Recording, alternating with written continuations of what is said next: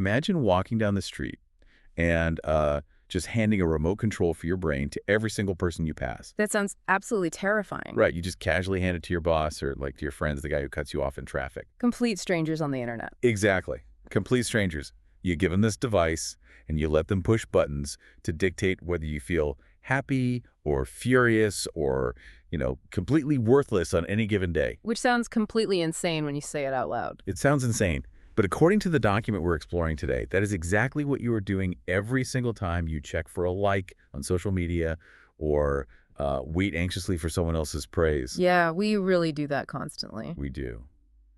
So, welcome to today's deep dive. We are unpacking a profoundly impactful philosophical essay titled The Source of Happiness Lies Within. And this is found in a brief but very heavy document called 15E. Right.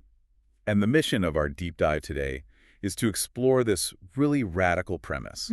The realization that our happiness and our sorrow aren't actually caused by other people at all. Not at all. It's caused by our own relationship with what the text calls our ego.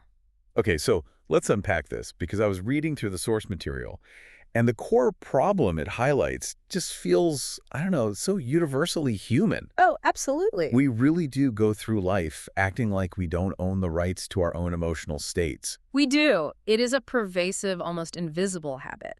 And it's exactly the deeply ingrained assumption this text targets. Right. The document challenges the premise that external validation is somehow, a strict requirement for internal joy. Like it's baked into us. Exactly. We operate on this default setting where we believe that the outside world dictates our inner weather. So if the environment is sunny and full of praise, we're happy. And if it's stormy and full of criticism, we're miserable. Right, we're miserable. But the text asks us to question the very mechanics of that emotional remote control you just mentioned. Like, why do we assume that someone else's opinion has a direct mechanical wire into our joy? Yeah, it's wild. Because if we're handing out these emotional remote controls, it implies we don't actually know how our own emotional wiring works in the first place. Precisely. Does the text explain where that disconnect happens? Because the document points out what seems like a really obvious pattern. The cause and effect, you mean? Yeah. When someone praises us, we feel happy. When someone criticizes us, we feel hurt. To most of us, that just feels like straightforward cause and effect. You insult me, I feel bad. Well, what's fascinating here is the absolute boundary the source draws regarding that supposed cause and effect. What kind of boundary? The text argues that neither praise nor criticism has the power to create happiness or sorrow on its own. Really? On its own? Right. Read that carefully in the text. Oh. The external input, like the actual words someone says to you, they possess zero inherent emotional power. Mechanically speaking, they're just words. They're just sound waves traveling through the air. They don't actually touch you.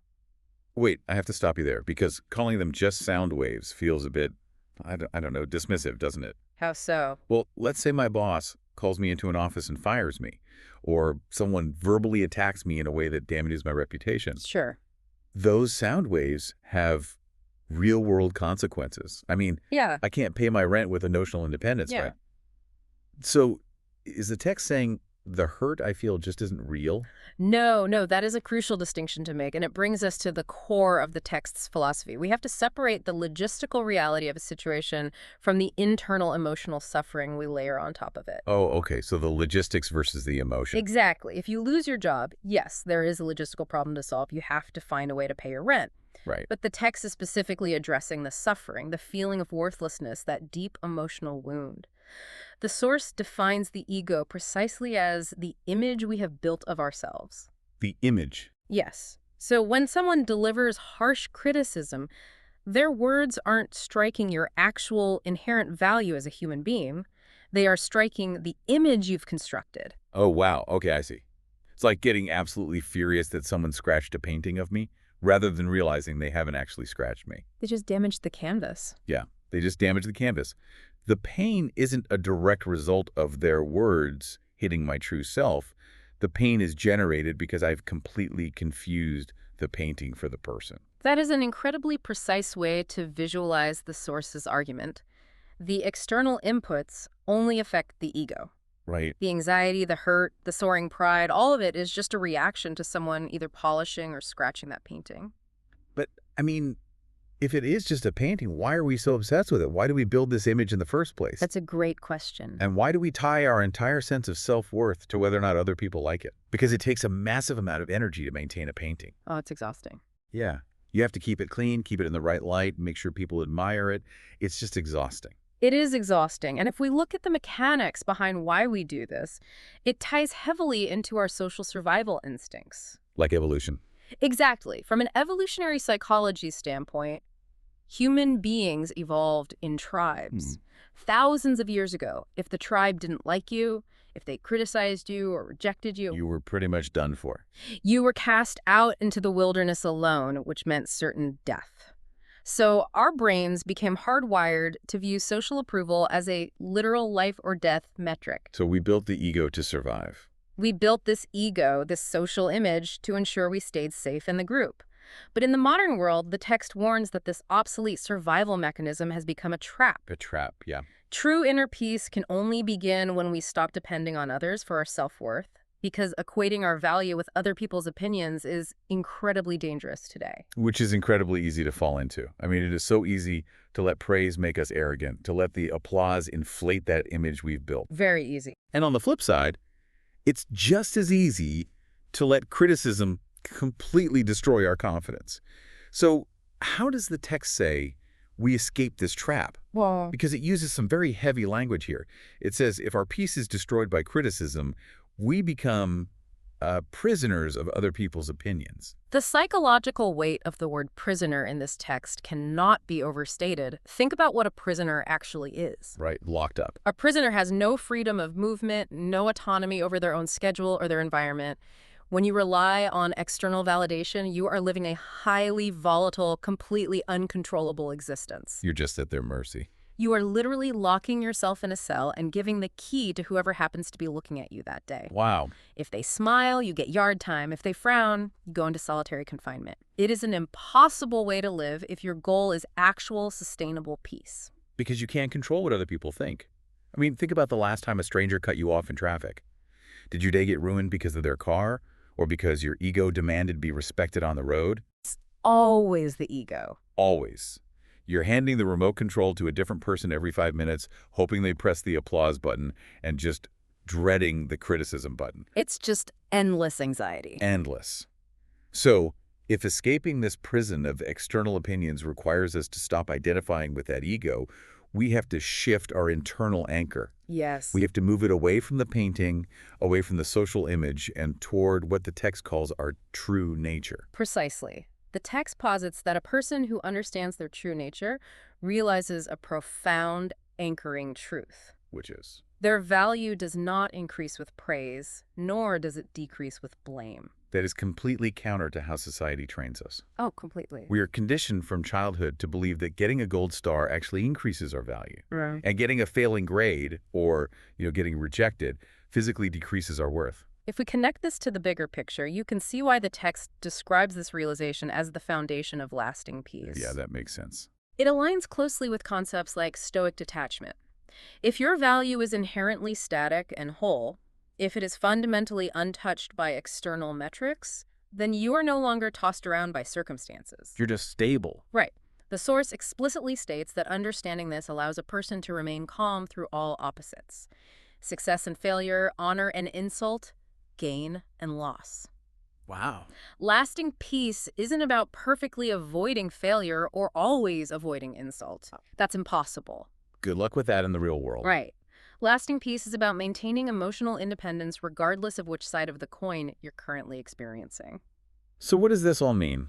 Let's use a modern analogy. It's a bit like wearing a smartwatch that is constantly buzzing with notifications from everyone else. Oh, that's a good way to look at it. Yeah, like this person liked your post, this person didn't reply to your email, this person gave you a weird look. Constant data. And we spend so much time staring at the watch, identifying with the notifications. The negative alerts make our heart race, and the positive alerts give us this huge hit of dopamine. We're hooked on it. But finding your true nature, as the text describes it, is simply taking the watch off and setting it on the table.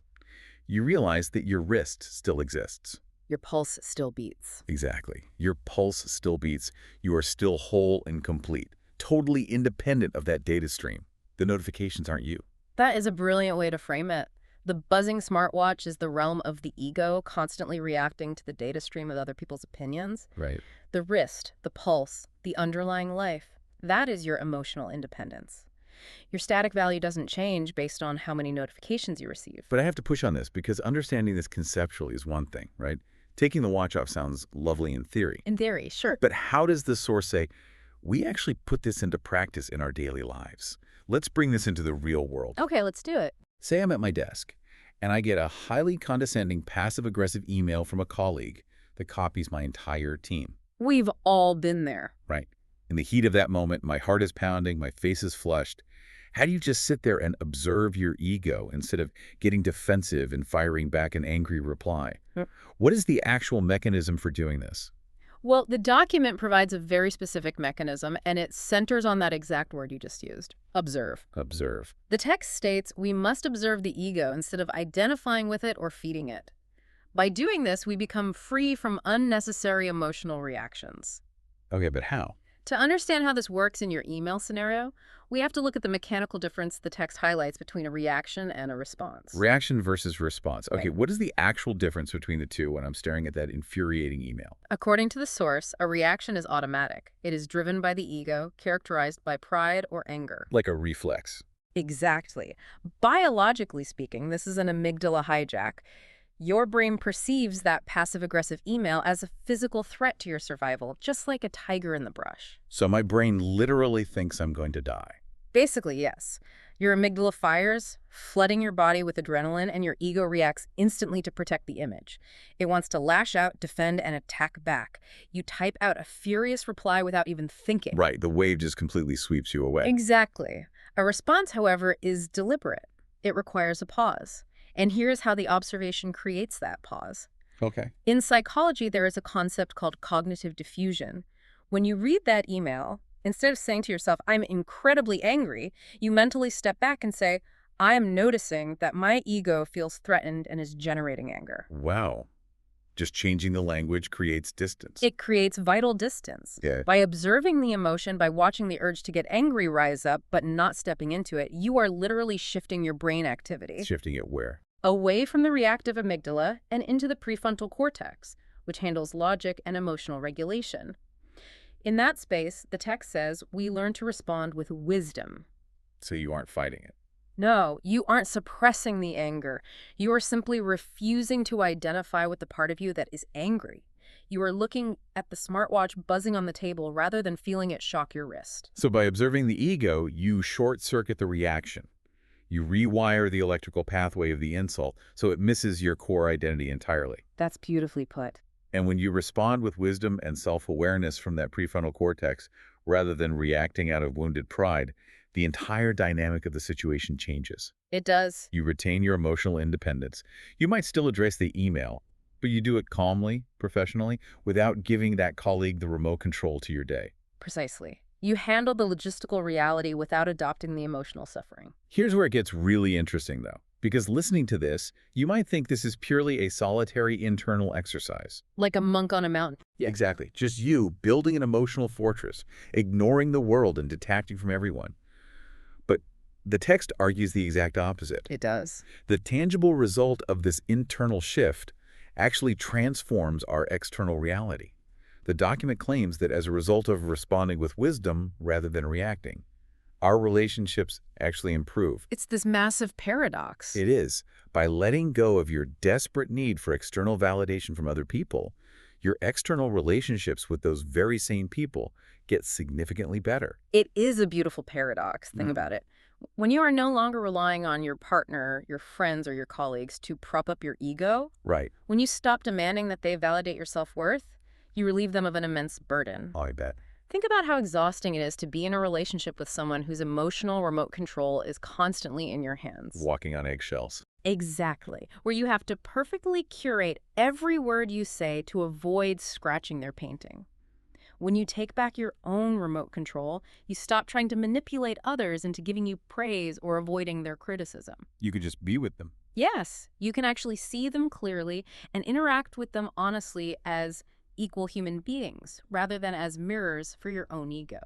And the text notes that alongside these improved, authentic relationships, our minds become peaceful, and we experience genuine joy that does not depend on external circumstances. Genuine joy. Genuine joy that doesn't just instantly evaporate the second someone disagrees with you. This raises an important question, particularly when we look at the document's powerful final quote. The text concludes with this statement. Oh, I love this part. The moment you stop seeking happiness from the outside, you discover the peace that has always existed within you.